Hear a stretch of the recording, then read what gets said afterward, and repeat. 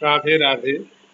मैं अपना एग्जांपल लेता हूँ। मेरे मैथ में कभी अच्छे नंबर नहीं आए, ठीक है। लेकिन एक तमन्ना रही थी कि हाँ यार, करना पढ़ाई आगे करनी है तो मैथ से ही करनी है। मेरे मैथ से अच्छे संबंध नहीं रहे कभी भी। तो एक मैंने स्ट्रेटेजी अपनाई, मुझे बताया किसी ने कि ऐसा करो। हमारे टाइम पे एक कैपिटल कॉपी आती थी ऐसी पतली सी। बोले कि तुम ऐसा करो कि पहले जो चैप्टर है उस चैप्टर के जो फॉर्मूले होते हैं, सूत्र होते हैं, उनको उस कॉपी पर लिखो और फिर उस फॉर्मूले बेस्ड जितने भी आपके एक्सरसाइज से पहले जो आपको एग्जाम्पल दिए होते हैं उनको कर जाओ। मैं भैया रे सही बताऊं, मैं सेम ऐसे ही करता था और फिर एक्सरसाइज में देखता था। तो जो उस फॉर्मूले बेस्ड जो क्वेश्चन होते थे, जो न्यूमेरिकल होते थे, उन्हीं को करता था।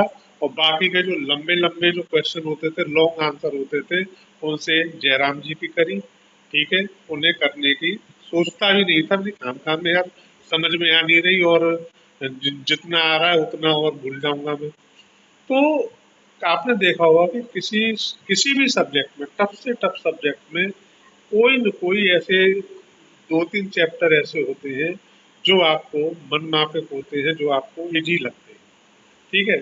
तो जो टफ है उनको तो इसी तरीके से कर किए मैंने, ये फॉर्मूला कैपिटल कॉपी में लिखे और फिर अ, उनके एग्जाम्पल उसी हिसाब से करता था।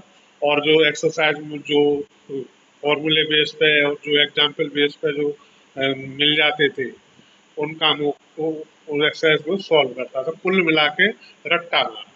और जब एग्जाम आते थे तो मैं सिर्फ और सिर्फ ये जो सॉल्व पेपर आते थे, जो अनसॉल्व पेपर आते थे हमारे टाइम पे, फोर फोर ईयर के, मतलब चार चार सेट आते थे 10 10 साल के, है ना। तो मैं उनको बस करता चला जाता था। बस एनी हाउ एनी वे मुझे क्वेश्चन तक याद हो जाते थे कि इस क्वेश्चन का ये आंसर है, ठीक है। तो कुल मिला के भैया रे, जब शेर अगर सामने हो तो डरना नहीं है, मालूम है कि मरना है, ठीक है। लेकिन शेर को भी ये एहसास करा दो कि बेटा तेरी टक्कर ऐसे हल्के फुल्के आदमी से नहीं है। हम भी मरेंगे तो मार के मरेंगे।